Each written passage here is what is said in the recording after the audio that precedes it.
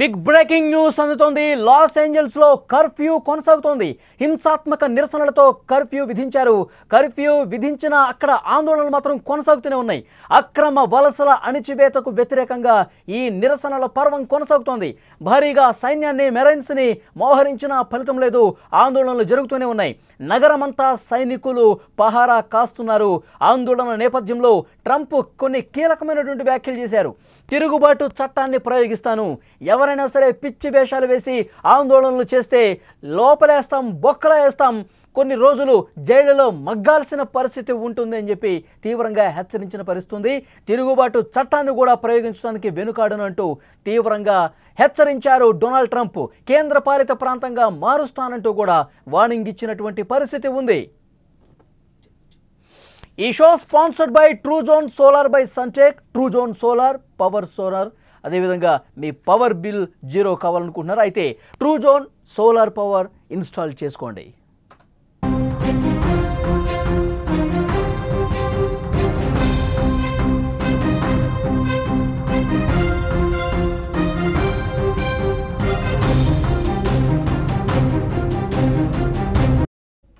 ఒకవైపు వేలాదిగా ఆందోళనలు జరుగుతున్నాయి. వేలాది మంది పోలీసు బలగాలు కూడా మోహరించిన పరిస్థితి. ప్లకార్డులతో ఆందోళనకారులు ఒకవైపు నిరసన చేస్తున్నారు. 6 రోజులుగా ఈ ఆందోళనలు కొనసాగుతున్నాయి.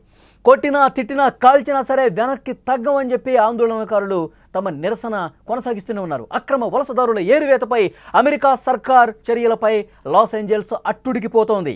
6వ రోజు కూడా ఆందోళనలు కొనసాగుతున్నాయి. విజువల్స్లో మీరు చాలా స్పష్టంగా చూడొచ్చు. వేలాదిగా ఆందోళనకారులు రోడ్ల మీదకి వచ్చి ట్రంప్ ప్రభుత్వానికి వ్యతిరేకంగా నిరసన గళం వినిపిస్తున్నారు. అక్రమ వలసదారులను ఏరివేసే కార్యక్రమం ఒకవైపు చాలా యాక్టివ్గా అమెరికాలో జరుగుతుంది. ముఖ్యంగా కాలిఫోర్నియాలో, లాస్ ఏంజల్స్లో ఉన్నటువంటి పరిస్థితి మీరు చూస్తూ ఉన్నారు. ఐస్ పెద్ద ఎత్తున తనిఖీలు చేస్తోంది.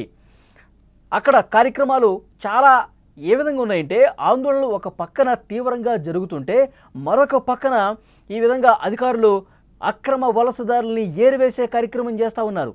అయితే మేము అక్రమంగా ఇక్కడ ఉండలేదు, సక్రమమైన పద్ధతులను ఉంటున్నాము, పూర్తిగా అమెరికా నిబంధనలకి లోబడే ఇక్కడ మేము జీవనం సాగిస్తున్నాం, మమ్మల్ని ఏ విధంగా వలసదారులు అక్రమంగా ఉన్నారు అని చెప్పి మమ్మల్ని దేశం బయటికి గెంటేసే ప్రయత్నం చేస్తున్నారు చెప్పాలి అంటూ డొనాల్డ్ ట్రంప్ ప్రభుత్వం మీద తీవ్రంగా నిరసన గళం వినిపిస్తున్నారు. రోడ్ల మీదకు వచ్చి తమ ఆందోళన కొనసాగిస్తున్న పరిస్థితి. ఎంత మేరకు కూడా వెనక్కి తగ్గట్లేదు. లాస్ ఏంజల్స్ ఉన్న పరిస్థితి మీరు చాలా స్పష్టంగా చూడొచ్చు. ఒకానొక సందర్భంలో ఆందోళనలు తీవ్రమవుతున్న నేపథ్యంలో అక్కడ ఉన్నటువంటి స్టోర్స్లో కూడా దోపిడీ దొంగలు ఎగబడి ఏ విధంగా స్టోర్స్లో ఉన్న వస్తువులు దోచుకెళ్ళిపోతున్నారో చాలా స్పష్టంగా ఒకవైపు మనకు కనిపిస్తుంది. మరొకవైపు ఆందోళనకారులు ఆందోళన కొనసాగిస్తూనే ఉన్నారు.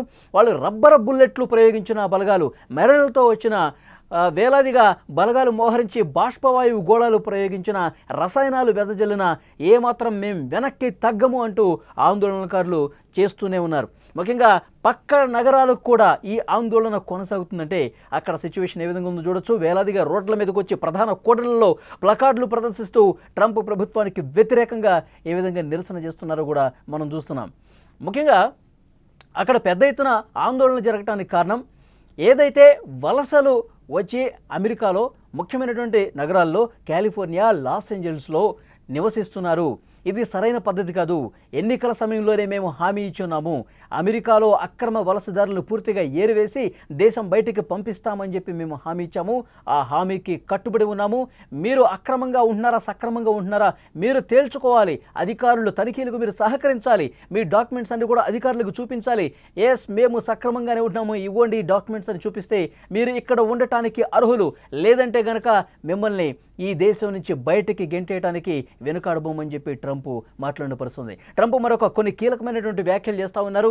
చాలా ట్రంప్ వ్యాఖ్యలు ఏ విధంగా ఉన్నాయంటే విద్వేషాలు రెచ్చగొట్టే విధంగా ఉన్నాయంటూ ఆందోళనకారులు మాట్లాడుతున్నారు. ఎందుకంటే ఆందోళన చేస్తున్న వాళ్ళని జంతువులతో పోల్చాడు ట్రంప్. మీరు ఈ విధంగా ఆందోళనలు శృతి మించి చేస్తూ ఉన్నారు, ఇది సరైన పద్ధతి కాదు, నేను తిరుగుబాటు చట్టాన్ని ప్రయోగించడానికి కూడా సిద్ధంగా ఉన్నా, ఈ చట్టం ప్రయోగిస్తే కనుక ఒక్క ఆందోళనకారు కూడా రోడ్డు మీద ఉండని పరిస్థితుంది, ఇక జైల్లోనే ఏళ్లకేళ్లు మగ్గాల్సిన పరిస్థితి ఉంటుంది. ఆ చట్టం తీసుకురావడానికైనా దాన్ని అమలు చేయడానికి కూడా నేను సిద్ధంగా ఉన్నానని చెప్పి ట్రంప్ హెచ్చరికలు జారీ చేస్తున్నట్టు పరిస్థితి ఉంది. ముఖ్యంగా ఇమిగ్రేషన్ అండ్ కస్టమ్స్ ఏదైతే అధికారులు ఉన్నారో వాళ్ళందరూ కూడా రోజుల తరబడి ఈ తనిఖీలు కొనసాగిస్తున్న పరిస్థితి ఉంది. వాళ్ళు తనిఖీలు చేస్తుంటే ఒకవైపు సహకరించకపోగా కొంతమంది వలసదారులు ఆందోళనలు చేస్తున్నారు. ఇది సరైన పద్ధతి కాదు. ఈ విధంగా ఆందోళనలు చేస్తే కనుక పరిస్థితులు చాలా దారుణంగా ఉంటాయని చెప్పి అధికారులు కూడా హెచ్చరిస్తున్నారు. 2000 మంది బలగాలను అక్కడ మోహరించి, సాయుధ బలగాల్ని మోహరించి ఆందోళనకారులు చెదరగొడుతున్నారంటే, హింసాత్మక ఘటనలు జరుగుతున్నాయంటే అమెరికాలో ప్రస్తుత పరిస్థితి ఏ విధంగా ఉందో అర్థం చేసుకోవచ్చు. ఒక్క లాస్ ఏంజల్స్కే ఇది పరిమితం కావట్లేదు.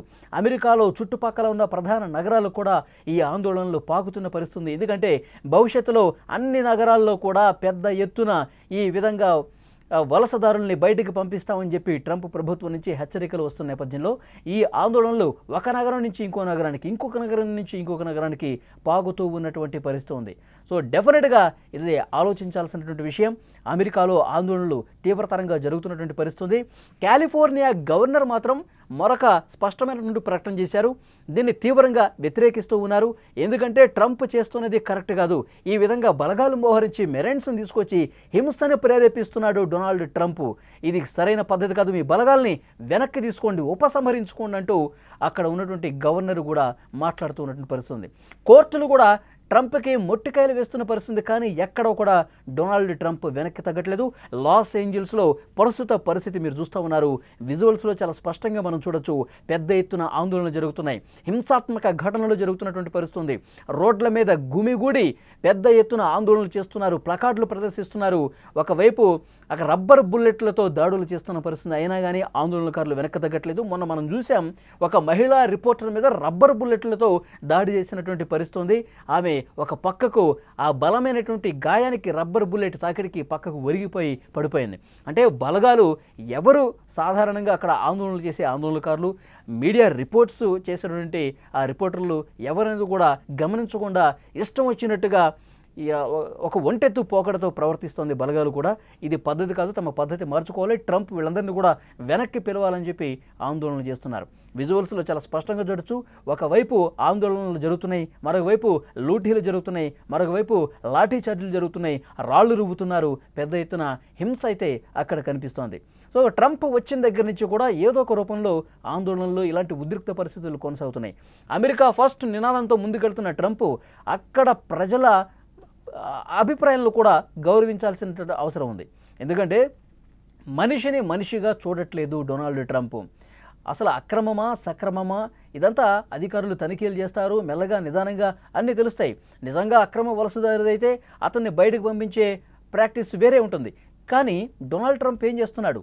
మన భారతీయ విద్యార్థుల్ని న్యూయార్క్ ఎయిర్పోర్ట్లో చేతులకు సంకెళ్ళు వేసి నడి రోడ్డు మీద, అక్కడ ఎయిర్పోర్ట్లోనే కొన్ని చోట్లయితే రోడ్ల మీద నుంచే వెంటబడి తరిమి కొడుతున్నారు. ఇంకొక ఎయిర్పోర్ట్స్ లాంటి దగ్గర అయితే కటిక నేల మీద పడుకోబెట్టి చేతులు విరిచేసి హింసాత్మక ఘటనలకు పాల్పడుతున్న పరిస్థితి. ట్రంప్ ఇది సరైన పద్ధతి కాదు, మనిషిలాగా చూడండి, మానవత్వాన్ని ప్రదర్శించండి అని చెప్పి ఆయన మీద విమర్శలు కూడా ఎక్కువ అవుతున్నటువంటి పరిస్థితి. సో ప్రపంచ దేశాలన్నీ కూడా అమెరికాను వేలెత్తి చూపిస్తున్నాయి. మీ దేశం సరిగా లేదు, సరైన పద్ధతిలో మీరు వ్యవహరించండి. ఈ విధంగా ఆందోళనకారులు ఈ రెచ్చగొట్టే విధంగా మీరు మాట్లాడటం, జంతువులతో పోల్చటం, ఈ విధంగా దాడులకు పాల్పడటం సరైన పద్ధతి కాదు అని చెప్తా ఉన్నారు.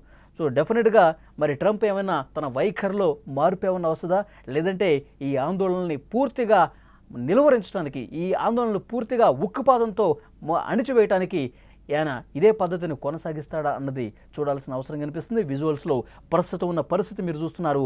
లాస్ ఏంజల్స్లో పెద్ద ఎత్తున ఆందోళనలు, వేరే పక్క నగరాలకు కూడా ఈ ఆందోళనలు పాకుతున్న పరిస్థితి. అమెరికాలో హింసాత్మక ఘటనలు పెరుగుతున్న పరిస్థితి ఉంది.